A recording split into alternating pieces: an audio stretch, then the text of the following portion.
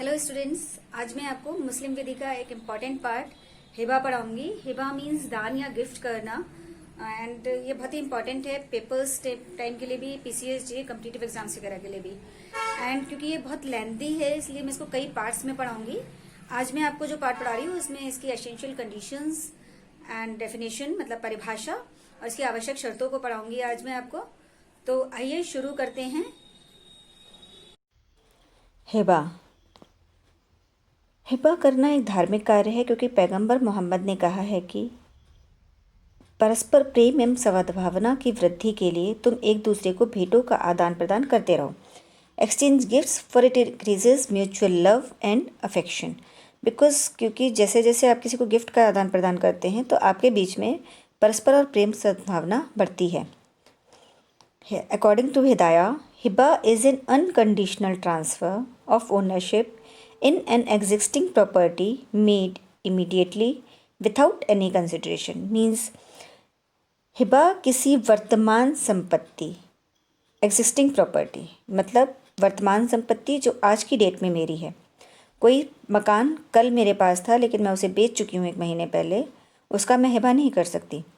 कोई एक मकान या ज़मीन या कुछ भी चीज़ मैं कल खरीदने वाली हूँ या जिस वक्त मैं हिबा कर रही हूँ उससे किसी भी टाइम 2 घंटे 4 घंटे बाद लेने वाली हूँ।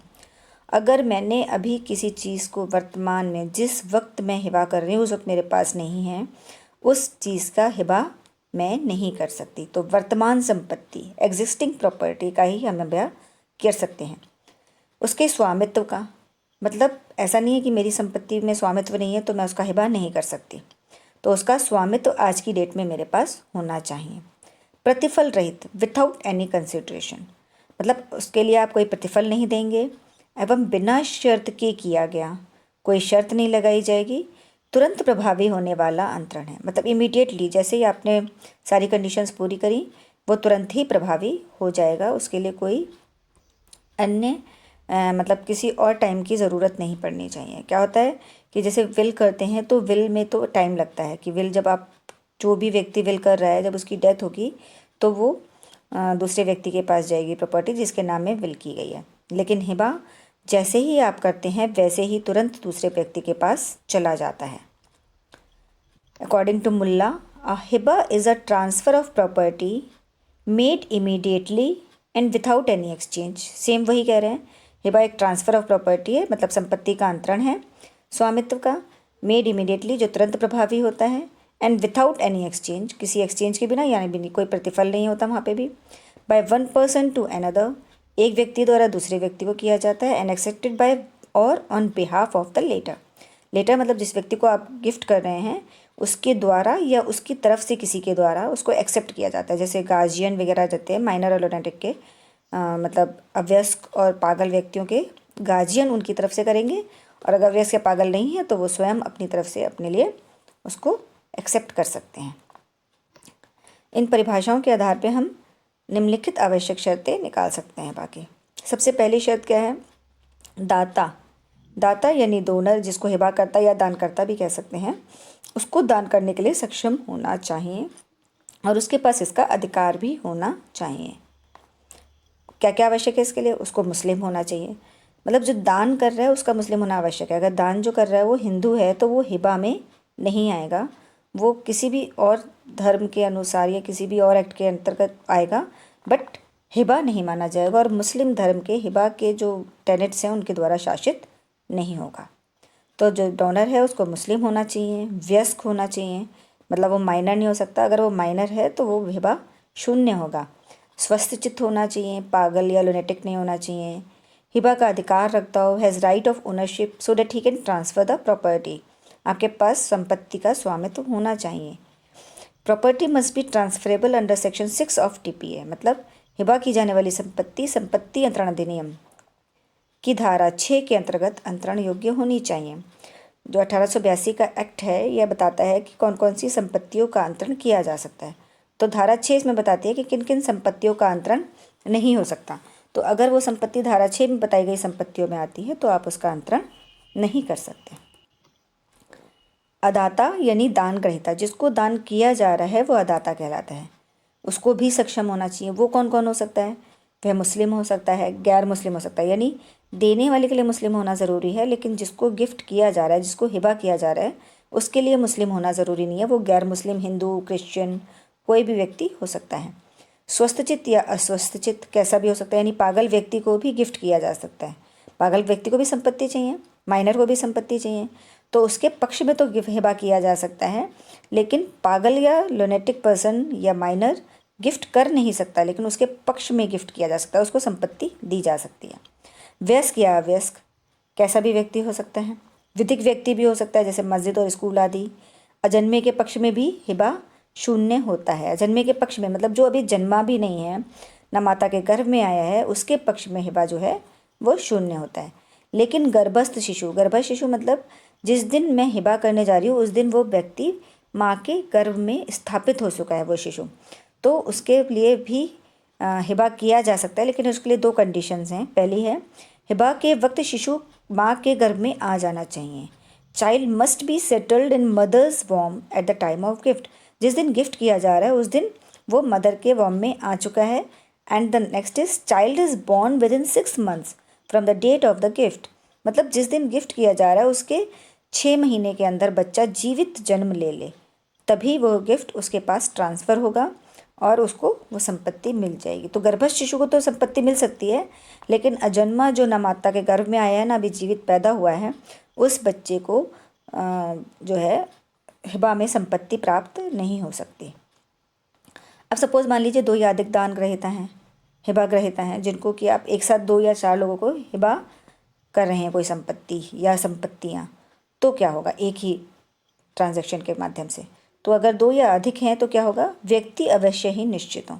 जितने भी लोगों को आप कर रहे हो वो निश्चित नहीं। सपोज़ मान लीजिए ए व्यक्ति कहता है मैं अपने 5 में से 3 पुत्रों को अपनी ये सारी संपत्ति 1/3, 1/3, 1/3 देता हूँ,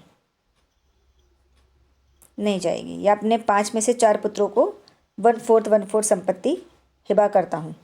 अब किन 4 पुत्रों को, किस एक पुत्र को नहीं दे रहे हो, यहाँ पे ये क्लियर नहीं है, तो व्यक्ति निश्चित हो जाए। मैं अपने ए पुत्र, बी पुत्र, सी पुत्र और डी पुत्र को इतनी इतनी संपत्ति दे रहा हूँ, तो वहाँ पे व्यक्ति को निश्चित करना आवश्यक है कि कौन से व्यक्ति हैं। तो उसमें उनका फादर नेम, उनकी एज, रेजिडेंस, सब कुछ नाम बिल्कुल क्लियर होना चाहिए। सब अलग अलग स्वीकृति देंगे, जितने भी लोग हैं सब अपने अपने हिस्से की स्वीकृति देंगे। कोई एक व्यक्ति दूसरे की तरफ से स्वीकृति नहीं दे सकता। क्या एक की स्वीकृति सबकी स्वीकृति नहीं मानी जाएगी, सबको अपनी अलग अलग स्वीकृति देनी है। हाँ, अगर कोई किसी का गार्जियन है, जैसे एक माइनर है, उसकी मदर और माइनर के नाम पे या फादर और माइनर के नाम पे की गई है, तो फादर अपनी तरफ से भी स्वीकृति देगा और माइनर की तरफ से एज गार्जियन भी स्वीकृति दे सकता है। प्रत्येक का हिस्सा निश्चित हो, चाहे बंटवारा ना हुआ हो, सबका हिस्सा निश्चित होना चाहिए कि किसको कितना कितना हिस्सा मिलेगा। अगर बंटवारा नहीं हुआ है तो उसकी वैधता मुशा के सिद्धांत से शासित होगी।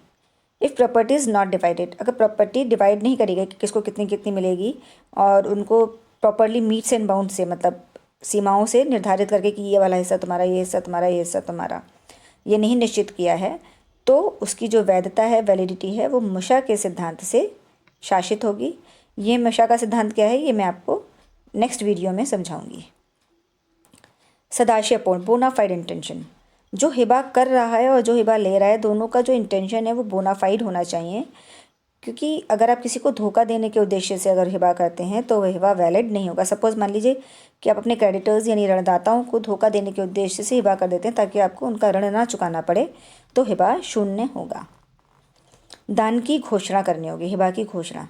ये एक्चुअली कभी कभी पूछ लेते हैं कि हिबा की 3 आवश्यक शर्तें बताइए। तो जब हिबा की 3 आवश्यक शर्तें पूछेंगे तो आपको दान की घोषणा, दान की स्वीकृति और कब्जे का परिधान, ये तीनों लिखने हैं वहाँ पे। अगर हिबा की आवश्यक शर्तें पूछ रहे हैं तो सारी लिखनी है, लेकिन अगर हिबा की 3 आवश्यक शर्तें पूछ रहे हैं तो हिबा की घोषणा, हिबा की स्वीकृति और हिबा में कब्जे का परिधान, ये तीनों चीज़ें आपको वहाँ पे लिखनी है।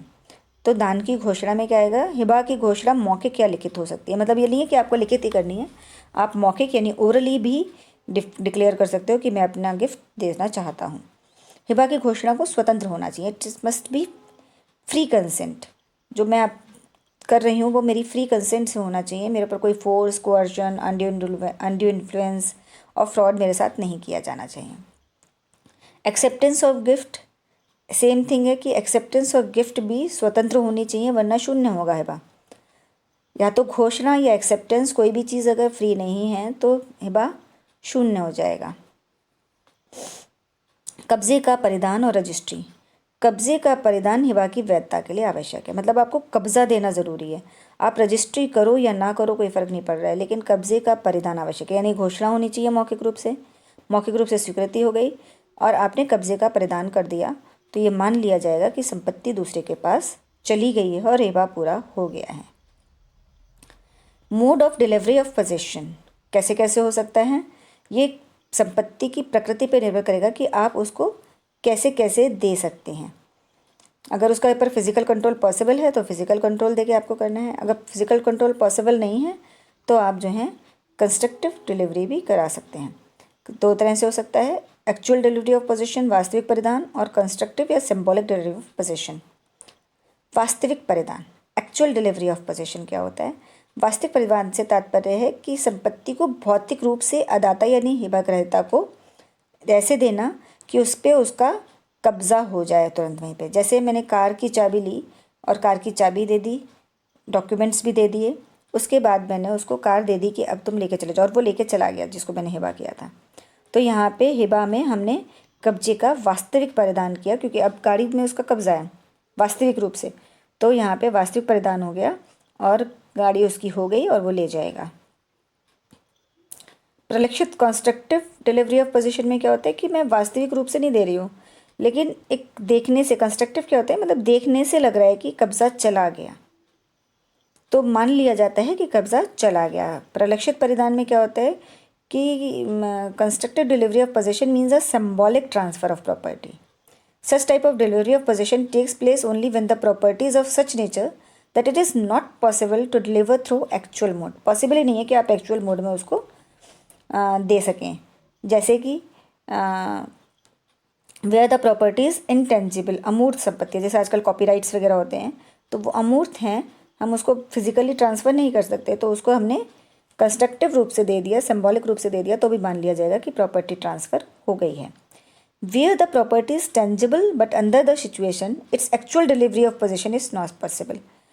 tangible है, संपत्ति मूर्त है, अमूर्त नहीं है, लेकिन फिर भी हम उसको पॉसिबल नहीं है कि हम उसको एक्चुअली दे सकें। जैसे कि मकान में किराएदार रह रहा है, तो अब हम मकान में से किराएदार को निकालें, फिर उसको प्रॉपर्टी गिफ्ट करें, फिर वो वापस उसी किराएदार को उस मकान में रखें, दैट इज़ नॉट पॉसिबल, ना ज़रूरत है।